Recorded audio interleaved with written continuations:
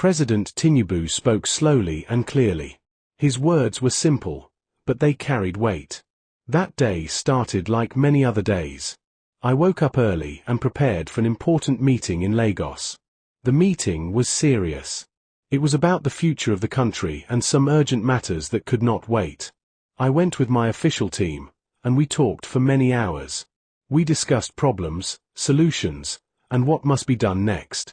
When the meeting ended, I felt tired, but I felt satisfied.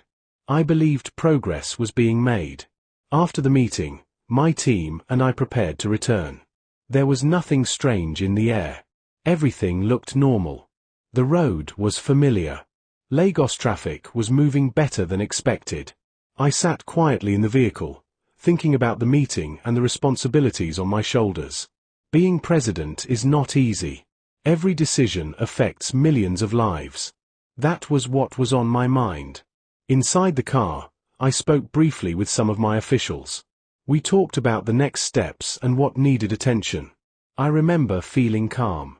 I remember thinking that the day was almost over. I did not know that danger was close. Without warning, the situation changed. It happened very fast. I heard a loud sound. It was sharp and frightening. Before I could fully understand what was happening, there was another sound. The vehicle shook. In that moment, I knew this was not normal. This was not a mistake. This was not an accident. This was an attack. My heart started beating very fast. I could feel it in my chest. For a short moment, fear tried to enter my mind. I am human, and I will not lie about that. When death comes close, you feel it. But I told myself that panic would not help me. I had to stay calm. I sat firmly and focused. I told myself that my life mattered, not just for me, but for the country. I thought about Nigeria. I thought about the people who depend on leadership and stability. I knew that this moment was serious. It was a fight between life and death. Everything inside the vehicle became tense. My security team reacted immediately. They did what they were trained to do. I could feel the movement of the car change.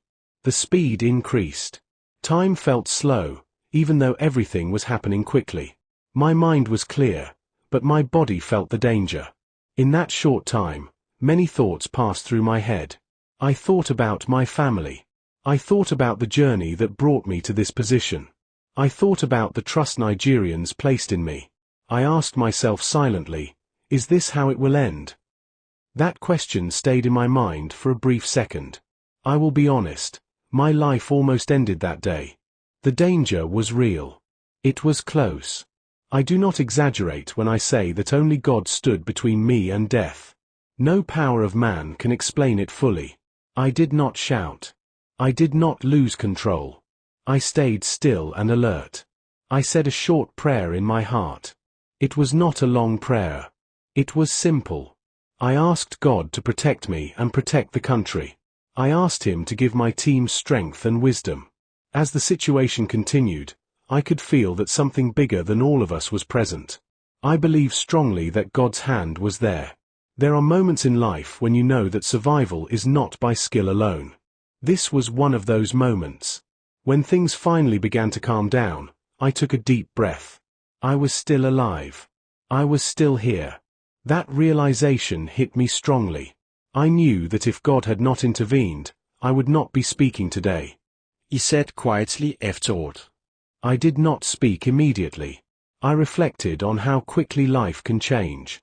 1 minute, you are coming back from a meeting. The next minute, your life is hanging by a thin line. I want people to understand this clearly. Leadership comes with risks. I have always known that. But knowing it and facing it directly are two different things. That day reminded me that serving the nation requires courage and faith. I am grateful to God for my life. I am grateful that I was given another chance. This experience did not break me. Instead, it opened my eyes even more. It showed me that my time is not finished yet. What happened was meant to stop me. It was meant to silence me. But it failed. I am still standing. I am still alive. And as long as I am alive, I will continue to serve Nigeria with all my strength. That day in Lagos will remain in my memory forever. Not because of fear, but because of the lesson it taught me. Life is fragile, power is temporary, and only God gives true protection. President Tinubu continued speaking after a short pause. His voice was steady. His words were clear and simple. After everything settled, I sat quietly. I did not rush to speak. I did not rush to make statements. I needed to understand what had just happened. I had just faced death, and I survived. That alone deserved deep reflection. I thanked God first. From my heart, I thanked Him. I knew clearly that my survival was not because of my position. It was not because of power. It was not because of intelligence. It was because God decided to spare my life. In that quiet moment, I asked myself a serious question: why am I still here? When you escape death, you must ask that question. I believe strongly that nothing happens by chance. If I survived, then my life still has meaning. I began to think deeply about my responsibility as president. Nigeria is not an easy country to lead. The problems are many. The pressure is heavy. Sometimes, the criticism is loud. But I accepted this responsibility with clear eyes. I knew it would not be easy, yet I stepped forward. That day reminded me that leadership is not just about sitting in an office. It comes with sacrifice. It comes with risk. It comes with moments when your life is tested. I knew this truth before, but now I had lived it. I want Nigerians to understand something important. I am not afraid. Fear is natural, but fear will not control me. If I allow fear to guide my actions, then I will fail the people who trusted me. What happened will not make me run away from my duty. Instead, it strengthened my resolve. It reminded me why I accepted this role. I did not come this far to quit. I did not accept this responsibility to be silent when challenges rise. I am still here because I still have work to do. I thought about the millions of Nigerians who wake up every day hoping for a better life. I thought about the children who deserve education. I thought about families who want security and peace. These thoughts gave me strength. Some people believe that violence can stop progress. They believe that fear can silence leadership. They are wrong. Violence only delays progress. It does not destroy purpose. After the incident, I looked at my team. I saw concern in their faces. I saw relief. I saw determination. I told them clearly that we must move forward. We cannot allow one moment of darkness to stop the journey of the nation. I also reflected on the message this survival carries. It is a reminder that power is temporary. Titles come and go. Life itself is fragile. Anyone can be here today and gone tomorrow.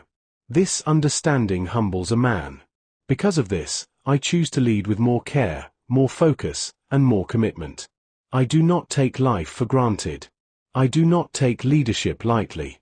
Every day is now more precious to me. I know there are Nigerians who disagree with my policies. I know there are those who criticize my decisions. That is part of democracy. I respect different opinions. But violence should never be the answer. Dialogue is stronger than destruction. I survived not to promote fear, but to promote unity. Nigeria needs healing, not more wounds. We need cooperation, not chaos. We need hope, not hatred. I want to make it clear that I will not allow this incident to divide the nation. Instead, it should remind us that we are all vulnerable. Leaders and citizens alike share the same value of life. When I look back at that day, I do not feel anger. I feel gratitude. I feel responsibility. I feel renewed purpose. God gave me another chance, and I intend to use it wisely. I will continue to work. I will continue to make decisions, even when they are difficult. I will continue to stand firm, even when pressure comes from many sides. This experience did not weaken me. It refined me. It reminded me that leadership must be guided by courage and faith, not fear. To Nigerians listening to me, I say this: I am here. I am alive. And I am committed. What happened will not stop the vision we share for this country. I believe that Nigeria can rise above violence. I believe that peace is possible. I believe that our future is worth protecting. That is why I am still here. Not by accident. Not by luck. But by purpose. Peter Obi spoke in a calm and serious manner. His words were simple, but they came from deep thought. I was going about my normal activities when the news reached me. At first, I did not want to believe it. I paused and listened carefully. I was told that President Tinubu had been attacked in Lagos and that his life was in danger. My first reaction was concern. In moments like that, politics disappears. Party lines disappear. What remains is humanity. A human life was almost lost, and that is not something to joke about. I immediately thanked God when I heard that he survived. I truly did. Life is sacred. No matter our differences, no matter our disagreements, no one deserves to die in such a manner. I have always believed that Nigeria is bigger than any individual, bigger than any political party, and bigger than any ambition. An attack on a sitting president is not just an attack on a person. It is an attack on the stability of the country. As I reflected on the news, my heart was heavy. Nigeria has suffered too much pain already. We have lost too many lives to violence. Every time something like this happens, it reminds us of how fragile peace can be. I want to be very clear. I do not support violence in any form. Violence does not solve problems. It only creates new ones. It leaves behind pain, fear, and division. When leaders are attacked, it sends a dangerous message. It tells young people that force is the answer. That is not the Nigeria we should build. We must teach dialogue, patience, and understanding. I may disagree with President Tinubu on many political issues. That is normal in a democracy.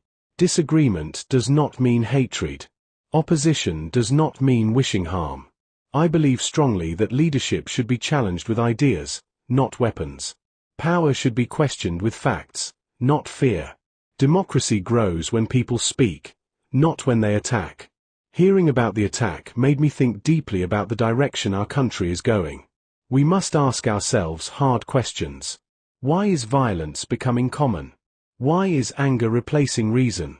These are questions we must answer honestly. I also thought about the responsibility of leaders. Our words matter. Our actions matter.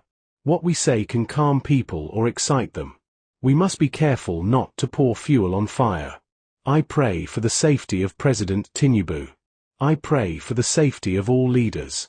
I also pray for the safety of ordinary Nigerians who face danger every day without protection. Security should not be a privilege for only those in power. It should be a right for everyone. A country where leaders are attacked is also a country where citizens are unsafe. This incident should be a wake-up call. We must fix what is broken. We must strengthen our institutions. We must address the anger and frustration in the land. Nigeria is full of young people with energy and dreams. When those dreams are crushed, anger grows. When hope disappears, violence becomes attractive. This is a truth we must face. I believe in a Nigeria where differences are settled through discussion. I believe in a Nigeria where leaders can move freely without fear. I believe in a Nigeria where elections are the only battlefield. When I heard that President Tinubu survived, I felt relief. I felt that Nigeria was spared from a deeper crisis. Losing a leader in such a way would have opened wounds that would take years to heal. This is not a time to celebrate survival alone. It is a time to reflect. It is a time to change course. We must choose peace deliberately. I urge Nigerians to reject violence completely. Do not allow anger to control you. Do not allow desperation to turn you into a weapon against your own country. Our nation needs healing. It needs trust. It needs leaders and citizens working together, even when they disagree. I want to say this clearly. I wish President Tinubu well. I wish him safety. I wish him wisdom. Because when the president is safe, the country is more stable. Nigeria must not continue on the path of blood and fear. We have the ability to do better. We have the strength to choose peace. This incident reminded me again that leadership is a heavy burden. It comes with risks and sacrifice. That is why leaders must lead with humility and care. My hope is that this moment will bring reflection, not revenge. Unity, not division. Dialogue, not violence. Nigeria belongs to all of us. We must protect it together. That was my reaction when I heard the news.